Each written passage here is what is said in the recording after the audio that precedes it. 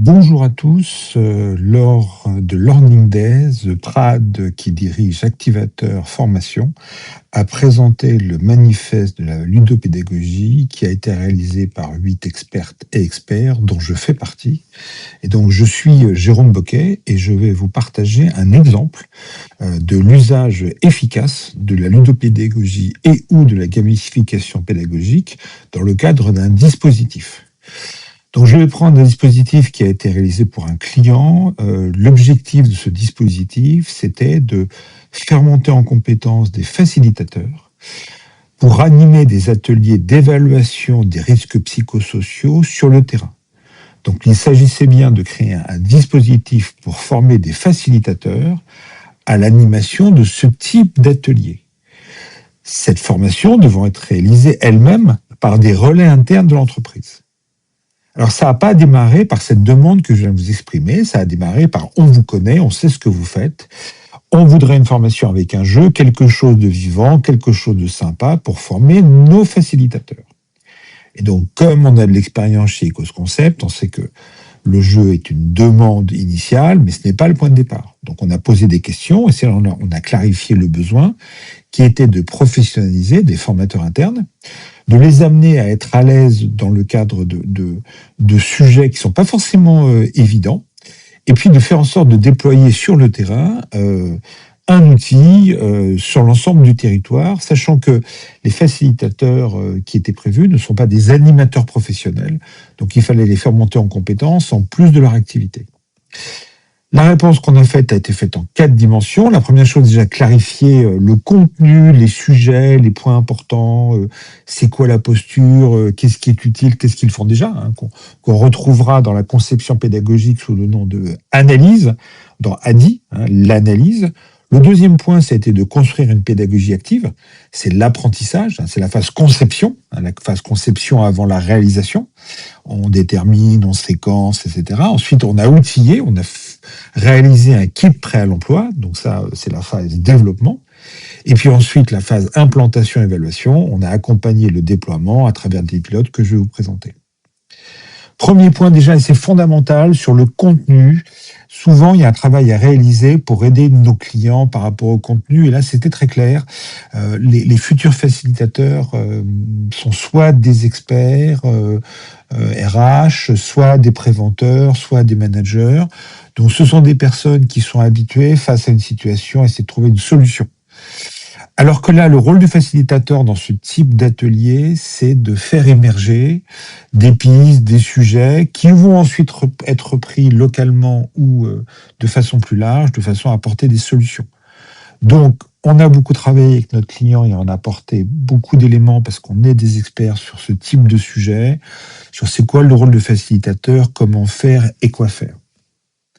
Deuxième point, on a développé un scénario sur une journée dont l'important c'était qu'à la fin de la journée, il soit à l'aise pour animer, en se focalisant sur des moments critiques, du style le lancement de l'atelier, le moment où il y a des tensions parce que les gens ne sont pas d'accord, et puis comment j'ai des éléments utiles, exploitables et utilisables suite à cette journée. Et donc, par rapport à ça, on a décidé de s'appuyer sur la mise en situation, sur des jeux de rôle, de façon à ce qu'ils soient plus à l'aise. On a créé donc un kit pédagogique, une boîte comprenant des scénarios d'animation sous forme d'un PowerPoint facile à animer, facile à suivre, avec l'ensemble des éléments dans les commentaires, des consignes.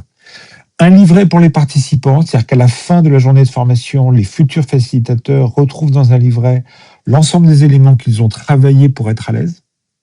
Des éléments ludiques, un plateau de jeu que je vais vous montrer après, et puis pour les formateurs, hein, ceux qui allaient former les facilitateurs, une clé USB reprenant l'ensemble des éléments. Alors bien sûr, c'était disponible sur l'intranet, mais quelquefois une clé USB, c'est plus simple sur le terrain. Et puis surtout, j'ai réalisé pour ces futurs animateurs, hein, j'ai commenté chacune des séquences avec des vidéos courtes, de façon à ce qu'un mois, 2 mois après la mise en main, au moment de l'animation, ils puissent très rapidement rebalayer les différentes séquences et être à l'aise pour animer. Je vous montre un exemple, alors c'est pas le bon plateau de jeu qu'on a flouté, mais voilà un exemple de ce qu'on appelle un jeu prétexte. Le jeu prétexte, on s'en sert au démarrage de la journée pour revenir sur les connaissances des risques psychosociaux, briser la glace, travailler sur de quoi on va parler, pourquoi on va parler. Et si vous regardez donc le kit de formation, c'était bien une conception spécifique, à partir des éléments du client, travailler sur la posture du facilitateur dans ce type d'atelier et être à l'aise pour animer ce type d'atelier, prendre des situations et des cas terrain, et puis avoir un scénario facile à déployer pour les relais qu'allaient former les facilitateurs, et pour les facilitateurs, l'essentiel pour qu'ils soient à l'aise eux-mêmes dans l'animation des ateliers. Et donc, vous avez un certain nombre d'éléments, donc le plateau de jeu qui est enflouté, qui est vraiment un jeu prétexte très simple. En haut à droite, une page du livret participant, différentes activités pour s'entraîner à lancer le sujet, que faire si, des dialogues préécrits, des jeux de rôle pour s'entraîner à clarifier ce que dit un participant. Enfin, vraiment quelque chose de très visuellement léger, simple et sympathique pour donner envie. Un exemple, on a travaillé les cartes que faire si. On a pris avec notre client un certain nombre de situations et on a défini avec lui ce qu'il fallait faire, pas faire et comment le faire. Et donc, durant l'atelier, soit les équipes choisissent une situation, soit l'animateur leur en fournit, ils travaillent dessus, ils notent leurs réponses et ils ont en plus dans leur livret un certain nombre de conseils complémentaires, mais l'objectif, c'est bien de s'entraîner à faire. Point très important, alors là c'est une présentation faite par Notebook LM, mais le point important c'est transformer ça va ou ça va pas en qu'est-ce que je peux en faire pour pouvoir construire des solutions. Donc premier point, on clarifie quand quelqu'un dit ça s'est pas bien passé, l'événement, qu'est-ce qui s'est passé, le ressenti, quelles sont les causes, est-ce que c'est des causes internes, des causes externes, est-ce que c'est la charge de travail, est-ce que c'est l'organisation, enfin, quelles sont les différentes causes. Quelle est l'occurrence, quelle est la gravité, quelle est la probabilité, qu'est-ce que ça amène comme conséquence, de façon à pouvoir ensuite prioriser avec le groupe les points à faire remonter. Et puis ensuite, comment on arrive vers des pistes de solutions les plus pratico-pratiques et les plus terrain pour qu'il se passe des choses rapidement. Concernant le déploiement, très important, prévoir en amont le déploiement et l'essaimage. Donc, on a commencé à travailler avec les référents, les experts internes. On a fait des groupes pilotes pour tester avec des vrais participants, donc des futurs facilitateurs, ce que ça allait donner. Ça a permis d'ajuster des messages, des activités. Puis ensuite, dans le déploiement, on a formé les relais qui nous ont fait remonter quelques micro-ajustements qu'on a utilisés, et ensuite on a déployé, sachant que l'ensemble du kit, à part les éléments imprimés, sont facilement modifiables, ce qui a permis effectivement d'assurer le déploiement sur le terrain. Donc, en conclusion, 4 enseignements clés que vous retrouverez dans le manifeste. Le besoin avant le jeu. On ne commence pas par le jeu est un moyen, ce n'est pas une finalité. L'important, c'est les objectifs stratégiques et opérationnels. Le deuxième point, c'est de prendre du temps pour bien clarifier de quoi est-ce qu'on va parler. Par exemple, on est des experts en conduite du changement, en management, en gestion de projet, etc. Et quand on crée des outils sur ces sujets-là, c'est important de bien différencier qu'est-ce qui est vraiment utile de qu'est-ce qui est nice to have, c'est-à-dire les trucs pas forcément utiles qu'on pourra mettre de côté. Le troisième point, il faut que ça soit simple à animer, mais pas simpliste, facile. Et le quatrième point, être plus près du réel, de façon à ce que les participants se disent c'est pas exactement ma situation, parce que sinon elle serait trop détaillée, mais je m'y retrouve.